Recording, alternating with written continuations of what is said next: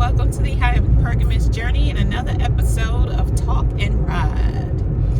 So I was watching this video, I don't know who did it, but it's a short. I think it was a short.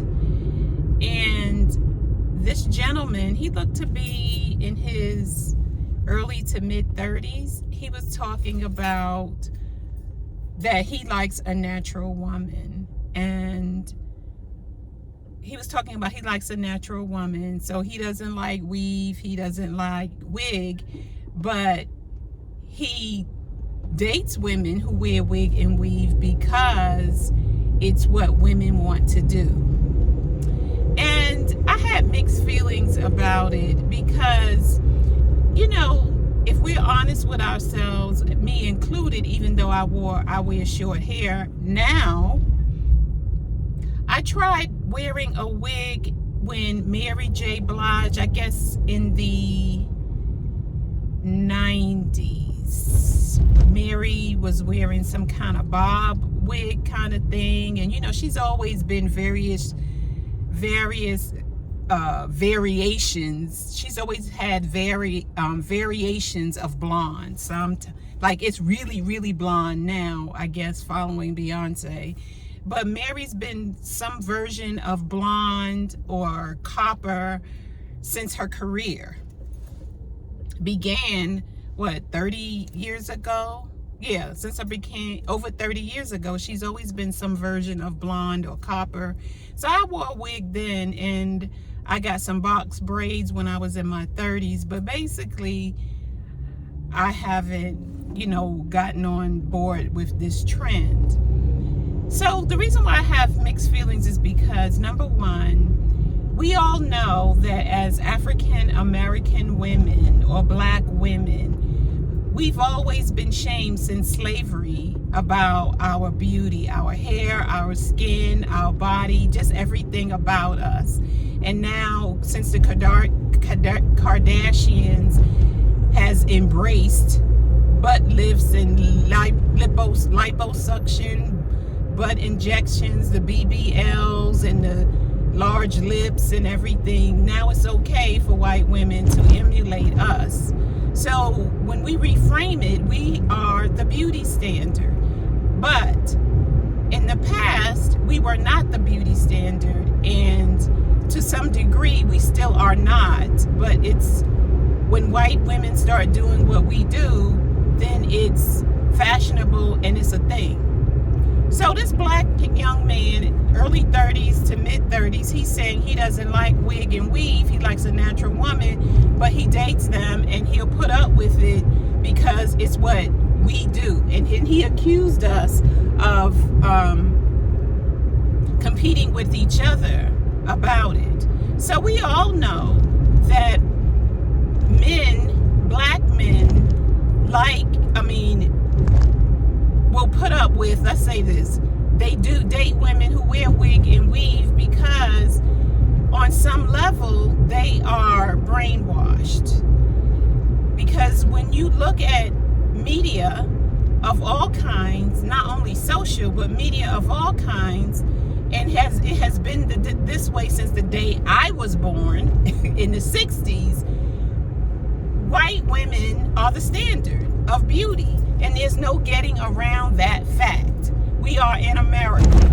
And as a result, we black women have adapted and adopted that standard of beauty.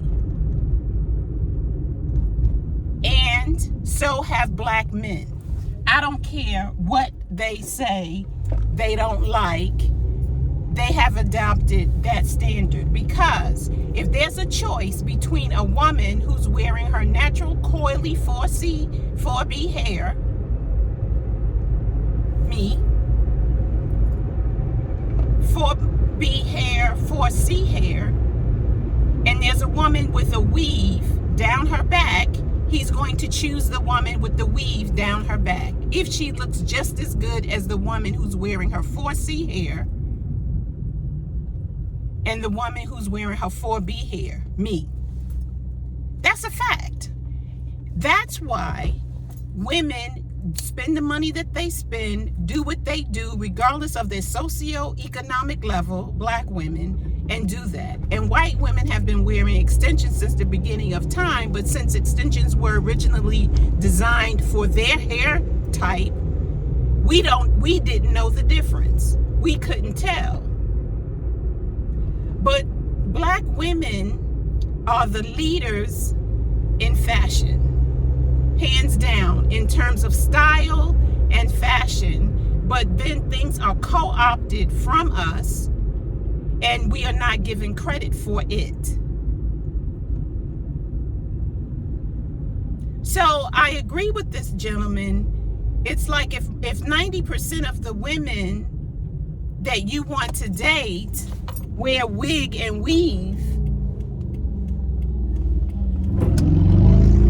then you just go along with the program because you want to get some. That's the type of woman that you like. You are programmed. We are all programmed by the media to the European standard of beauty. The question is, how aware are you of your programming? I'm a child of the 60s. The Black Power movement, the Black Panthers, the Civil Rights movement. I grew up in Harlem. At the time, the cultural center, the Black Cultural Center, it's where the Harlem Renaissance originated.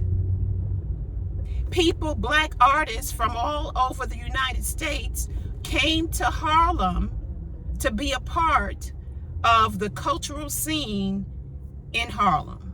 And I'm sure there were other areas and states in the country that were considered the Black cultural mecca, but I know Harlem was at the top of the list. So there was a time in my life where I too had straight hair, a relaxer. My mom was a cosmetologist. That's what they called them back in the day. And so she pressed my hair with the straightening comb. She did all those things, but it was a special occasion, Easter. And when I got to be a teenager, when I asked her to, and she had time and felt like it, because it was an all-day process with my hair.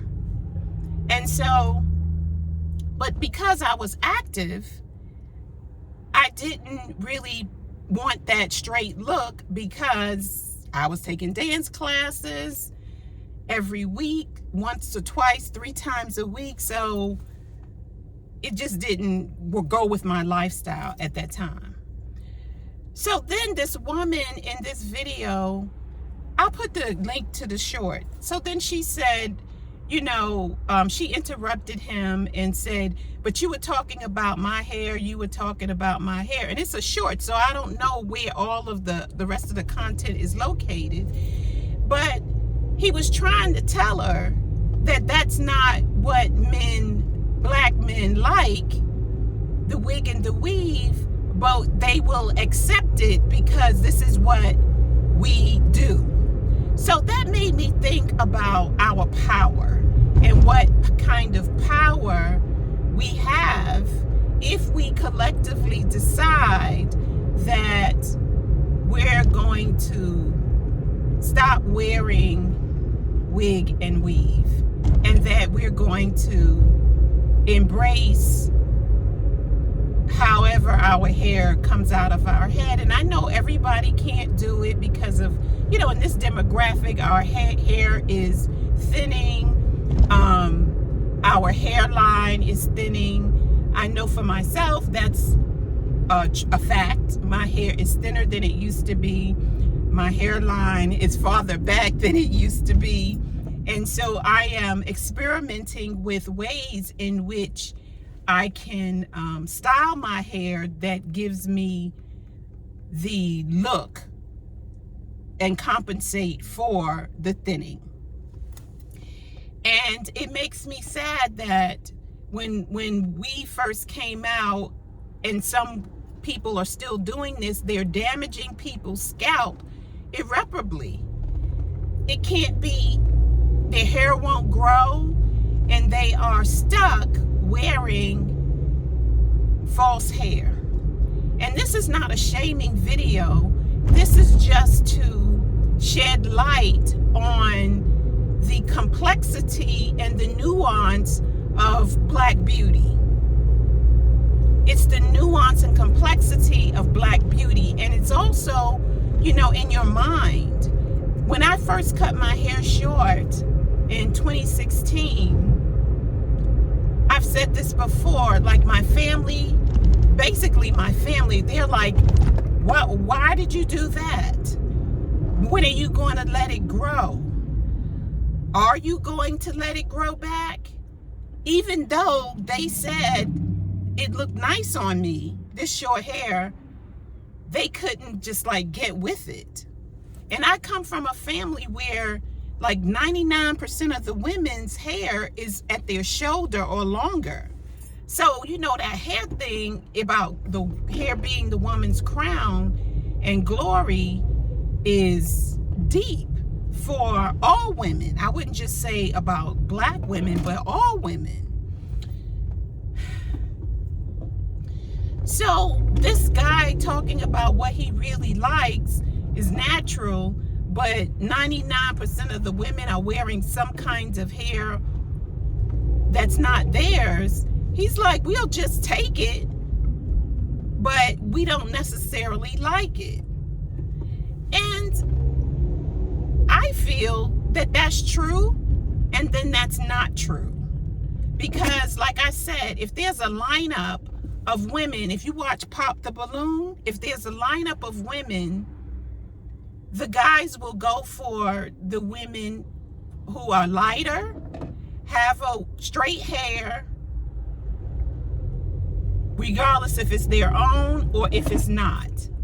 And that's closer to the European standard of beauty, honestly. So when they have women who have short natural hair, 4C hair, you know how they cut it. It might be, you know, all the way even to the scalp with maybe a line or two, some kind of design in it. They look over those women. One guy, he said in one of the episodes, and a woman had a short natural hair, you know, like to her scalp. I think they say cut it to the scalp or cut it to the wave, whatever they say. You can see the scalp. He said, I don't like short hair.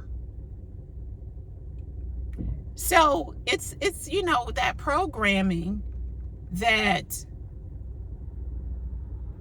we have. It's the programming that we have. It's the programming that we have, both men and both women. You know, I'm not everyone's cup of tea in terms of beauty, whether my hair is, you know, short like this or to my shoulders or longer or whatever the heck. I'm not everybody's cup of tea as far as beauty is concerned, and every man is not my cup of tea either. But it was just, we're brainwashed. We're just brainwashed about beauty, and that's just the way it is. It's slavery. It's, you know, the house slave versus the field slave. It's the, how they say, proximity to whiteness. It's so much. And I just encourage each of us to do our own inner work around the issues that I talked about and heal yourself and find out what your unique style of beauty is and rock it to the core. Thank you for watching, and I will see you in the next video. Bye.